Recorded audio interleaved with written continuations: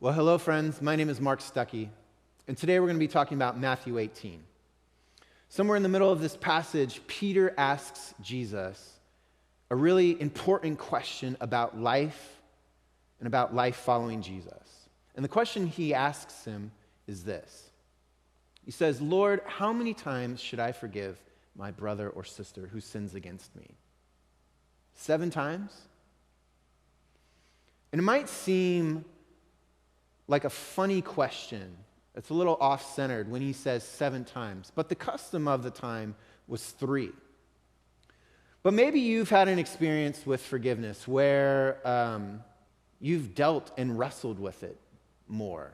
So even though the custom of the time, this first century Messianic Jews, was to ask for forgiveness 3 times or forgive 3 times, it was almost as Peter was saying, okay, then I realize what the law says, but I'd like to know what the heart of the law is. And when he says 7, it's actually one of 2 references that Matthew gives us. You see, Matthew was written for Messianic Jews in the first century, where their ability to put side by side what they had learned from the Old Testament with the story of Jesus, or what we call the Old Testament now, and the story of Jesus was really important.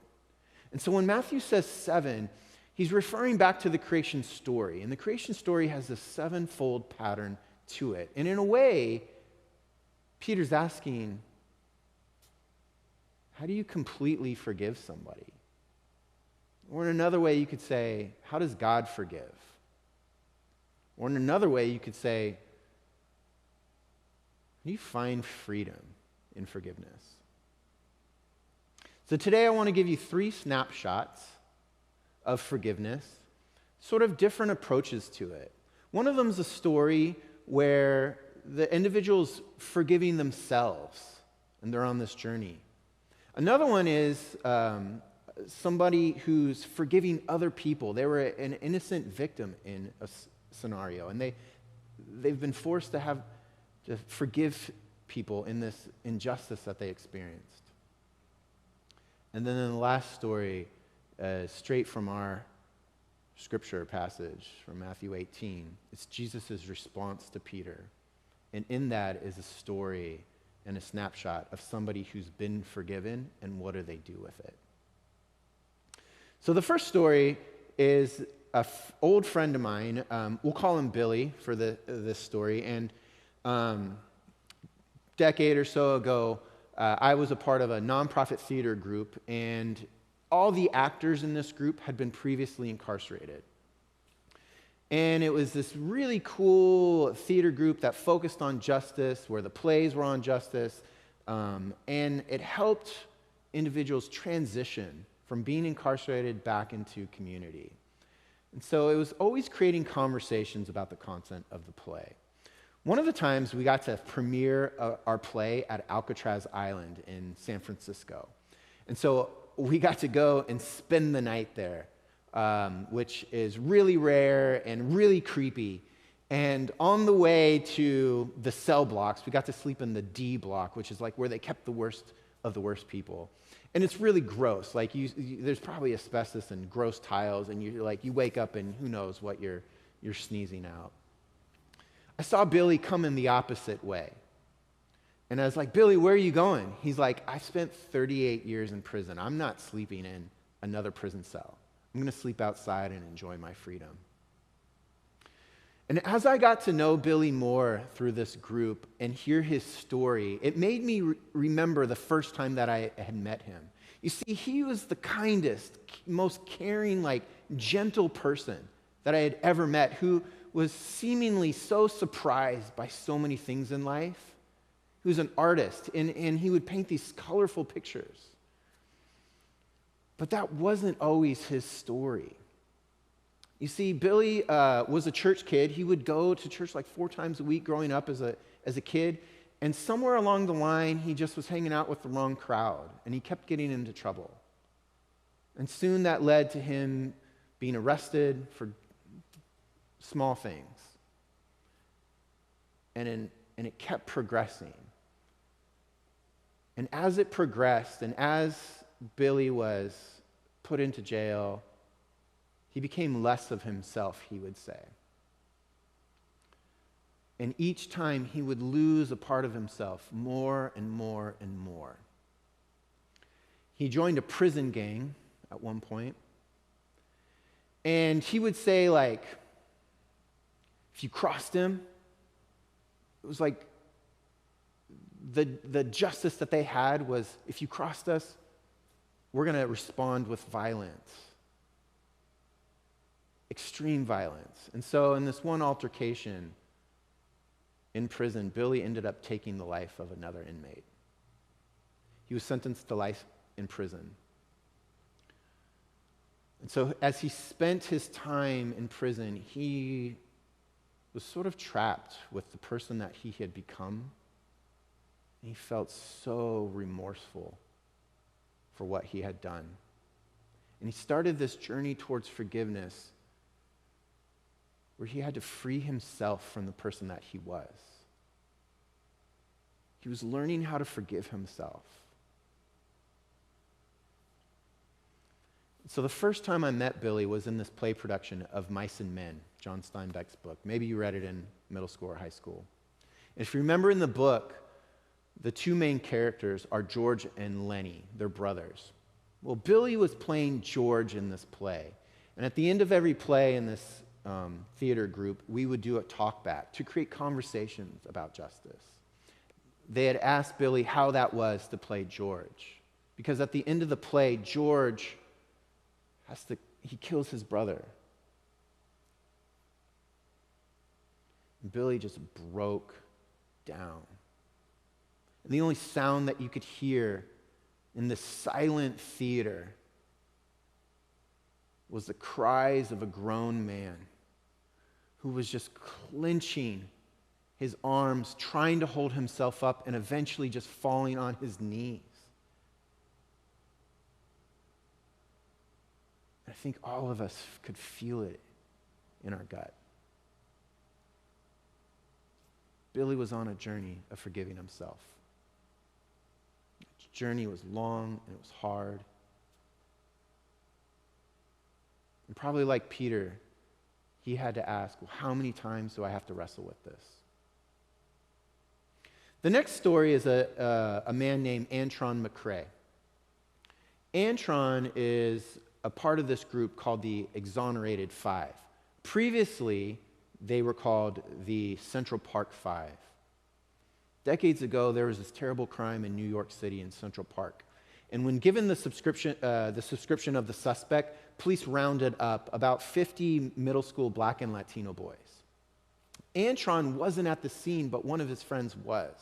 And so when one of his friends was pulled in to be interrogated, Antron went to go and support his friend and ended up being coerced to saying that he was there. Antron's got a disability, and as the police were just wearing him down, his father came in, and he's saying, no, look, I wasn't even there. I didn't do it. And his father's saying the same thing, and the police pull his father out, and when his father came back in, he told Antron, hey, just tell them what they want to hear, and we can go home. So Antron did, but what happened was he didn't go home. He was arrested. And these 5 boys would spend 6 to 13 years behind bars. And once they were released, then they had to exist in a society still with the stamp of somebody who had been incarcerated, which is hard to find jobs, hard to do transportation. And it wasn't until later when everything was completely removed and they were free. You can tell that they still weren't. Antron's story as an innocent victim, having lost so many years of his life, had to deal with forgiving all these people, even his father. There's an interview with Oprah in Antron, and she asks him, have you forgiven your father? And he is a giantly strong, like he's huge. His muscles are huge, and you could see him clench his fists, and he says, I hate him. He's like, I've got 6 kids. I can never imagine doing anything like that to one of them, to ever turning my back on them. Antron's journey of forgiveness, it's hard. And I can imagine being in his shoes, being the victim of something, asking, sort of like Peter, what do you do? What kind of strength does it take to survive that? Before we move on, I want to just have a pastoral moment. I'm not sure how you're approaching forgiveness in your own life, but I would assume that all of us are having to wrestle with it. Whether it's something we've done, something that's been done to us, or even being on the receiving side of forgiveness. How to receive forgiveness well. But I think it'd be helpful to define it a little bit. So I wanted to read this list that I've compiled from other sources as well as myself. And I just want you to hear it. Find freedom in it. Forgiveness is not reconciliation. You see, reconciliation takes 2. Someone might not have interest in reconciling. You don't forgive someone because they deserve it. Forgiveness has nothing to do with someone else's actions or whether they apologize. Someone might never apologize. If you were waiting for an apology, you would be trapped. Psychologists call this the victim trap. That's not a way to live, and that's not what Jesus is calling us to do when he talks about forgiveness. Forgiveness is not giving someone approval for their actions. Right? You can still say what they did was wrong and yet still forgive them. Forgiveness doesn't mean you don't have boundaries. And maybe forgiving someone is setting those boundaries up for the first time. Forgiveness doesn't mean that you have to like someone. Forgiving someone means you can have distance between you and yourself, you and them. You can forgive someone and never be in the same room as them. You might forgive someone and never see them again. You can forgive someone and limit all your contact with them. Sometimes in a toxic relationship, you can't have contact, and yet you can still forgive someone so that you are free from that bitterness. Forgiveness doesn't mean continuing the relationship as it has always been. Forgiveness is deciding that freedom is more life-giving than continuing to hold on to whatever that tension is, that hurt is. In forgiving, you recognize there's a lack of fairness, a lack of justice. And in forgiveness, there's a sense of letting something go and setting something free. And that sometimes what you are setting free might actually be yourself. Forgiveness is not a blanket prescription or a check box to say you did it. Like when your parents would say, hey, make sure you say sorry. Okay, it's more complicated than that. It's a process. It's a journey. Eugene Peterson would call it a long obedience. Forgiveness might mean tomorrow you are less bitter and angry than you are today. In forgiving, you might mourn the person you once were because your identity was so closely tied to the wrong that was done to you or the wrong you did. But know this, that there is still joy in life even when you have experienced great injustices and hurts and wrong. Forgiveness is an invitation back into the joy of life. So then let's hear our third snapshot. How does Jesus respond to Peter? Jesus answers, I tell you, not 7 times, but 77 times. Again, here's our second reference point that Matthew gives us. And it's sort of funny when you read this, because I think most of us would go, well, what does that mean? 77, like, is this another number? But again, it's another reference. And it's a reference to the Old Testament. And it's this guy named Lamech. It's found in Genesis 4. And it's a reference to what's known as the Song of the Sword. And you see, it's sort of a funny reference because it's in the contrast that Jesus answers him. So I'm going to read this, and this is a little bit of the nerdy part. It's Hebrew poetry, and there's something you need to know about Hebrew poetry. Hebrew poetry, it has 2 statements, and they're sort of similar, okay? But they're saying the same thing. it's in essence, it's trying to give you another perspective so that you get the full gamut of this is what he's talking about. Okay, so here's the Song of the Sword. Lamech says, Adah and Zillah, I don't even know if that's how you pronounce them, but he says, listen to me, wives of Lamech, hear my words. Okay, so the first part is Adah and Zillah. These are Lamech's wives. Lamech has 2 wives. And the author here is characterizing Lamech as somebody who actually doesn't follow the customs of the day, which was to have 1 wife. And so in some essence, they're saying Lamech has a disregard for cultural norms. It goes on, I have killed a man for wounding me, a young man for injuring me. Again, 2 phrases that are sort of similar. And it's not an eye for an eye type justice. It's sort of like what Willie said in his story, where if you wound me or if you hurt me, I'll choose violence much greater than what you've given to me. Right? Back in the 90s, there's this thing called mad dogging. and I remember it very clearly because one time when I was at youth group, this is a tangent, so let's go on it. I was at youth group and I was listening to the new Smashing Pumpkins album had just come out. And I was holding this CD player. It wasn't my CD player. And I had the headphones on. And I was just staring into space. And this other kid from youth group thought that I was mad dogging him. And he walked by. And he said something to me. And, of course, I wasn't listening. I had no idea that he said anything. And the next thing I know, he punched me in the face. And the only thing that I worried about was dropping the CD player that wasn't mine. And it turned out into this big old brawl of my friends and her friends. Anyways, I digress. In this scenario with Lamech, he's saying he has a disregard for justice, a disregard for human life, right? And then the last one. If Cain is avenged 7 times, then Lamech 77 times. And there's that reference that Matthew's making when Jesus says. We won't go into the story of Cain. But in this, you do need to know that as Cain, who had killed his brother Abel, is given this mark by God, this mark protects Cain, and God says, if anybody messes with Cain, I'll avenge Cain 7 times.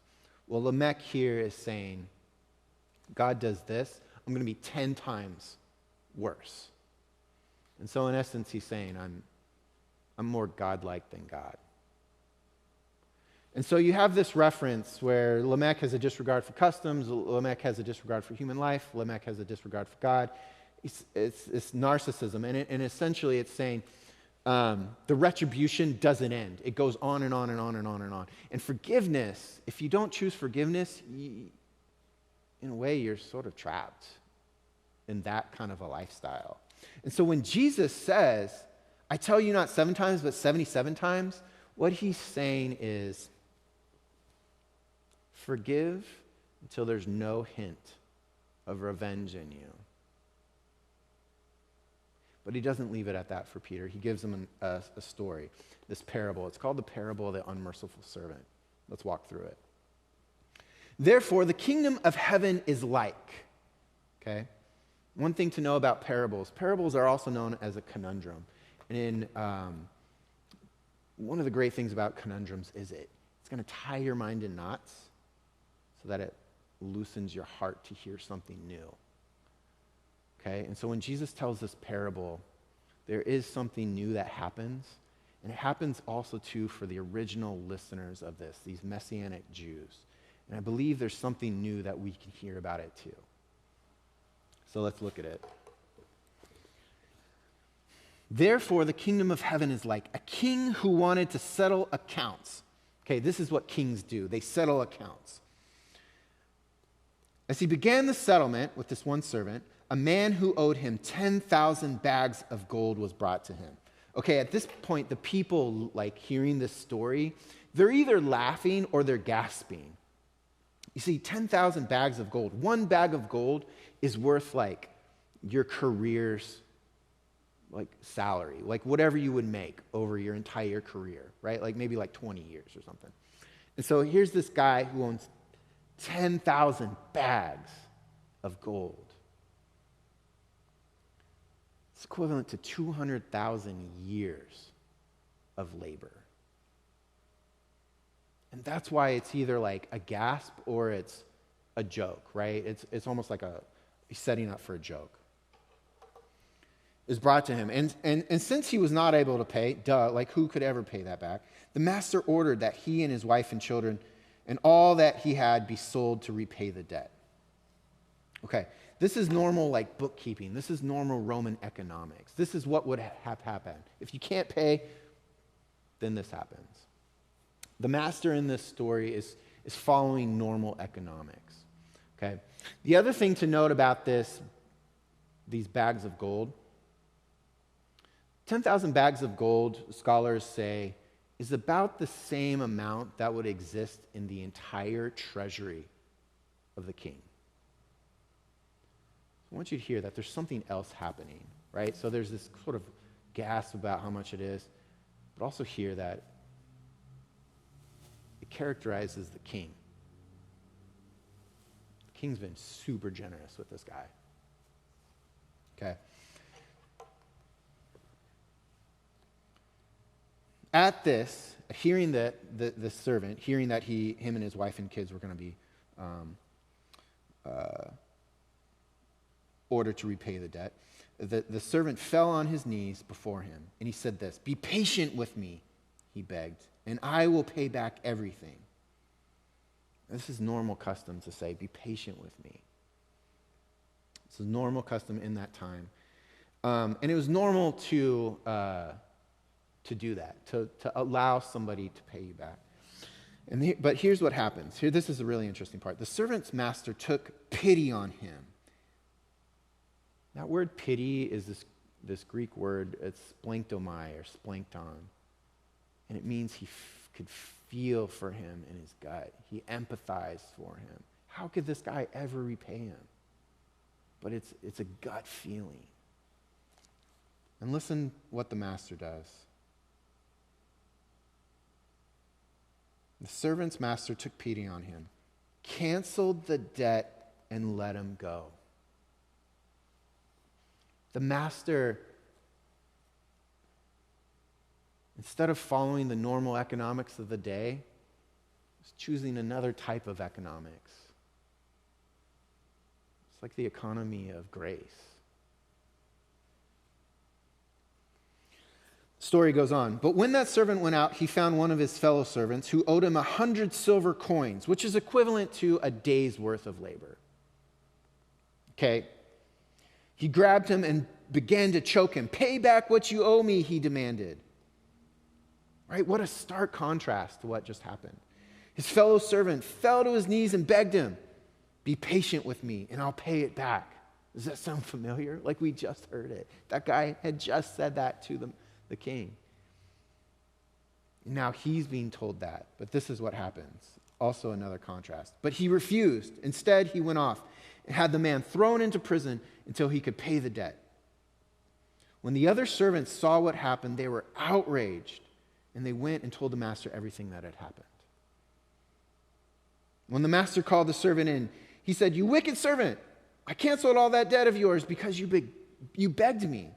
Shouldn't you have mercy on your fellow servant just as I had on you?" I want to pause there.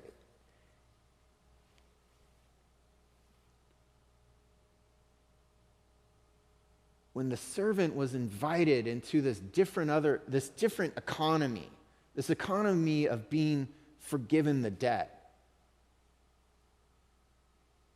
it was like he was invited to do that as well for others. And somehow he missed that.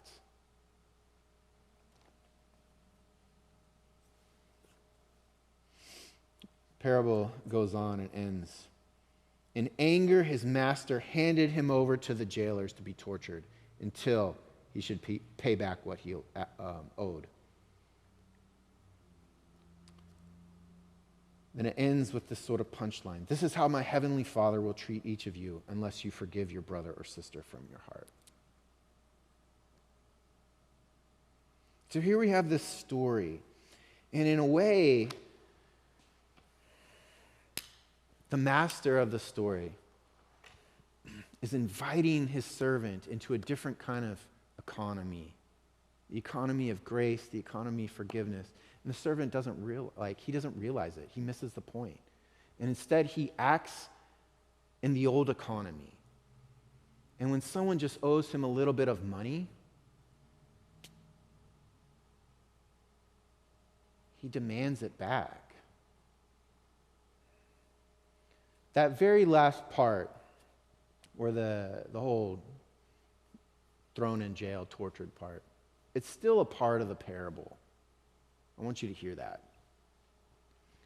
And in this motif, it's sort of like the master says, look, if this is how you want to act, if this is the economy you want to live under, okay, here it is. But the master invites the servant. And I think that is sort of the truth in the heart of this parable, right? We can come at it from different sides. We can see that the master is generous, that the master is working under a different economy. There's an invitation to do that. And yet somehow that relates to forgiveness. So in these three snapshots that we've had, we've seen forgiveness as a journey in each. We've seen that forgiveness, you're working to, if it's like the story of Billy, you're working to forgive yourself. In the story of Antron, you're working to forgive others. And then we're given this story from Jesus, right? This invitation into a new economy, the economy of forgiveness, the economy of freedom exists, right? The economy of forgive until there's no revenge left in you. Forgive because you can always choose forgiveness. Forgive because it's something you'll never run out of. Friends, wherever you have experienced forgiveness, I hope these three stories give a perspective to you that are not just motivating, not just inspiring, but truly transforming. I think the Word of God is transforming, and I think in this passage, we can all find ourselves in Peter's shoes, asking God, well, how do we truly forgive? We're all going to have to deal with that in our lives. So I invite you to consider a new economy. The economy not of dog eat dog or you hurt me, I choose extreme violence. But the economy that's recognizing God's been generous to us. So hear this. May you be motivated to live recognizing God's generosity to you. Be motivated by the forgiveness first shown to you through Jesus on the cross. His death is a cancellation of our debts to God. May you extend that same love, the same compassion, and the same forgiveness. There's freedom in life and joy in life, and we're all invited to it. You can always choose forgiveness. You'll never run out of it. Grace and peace be with you.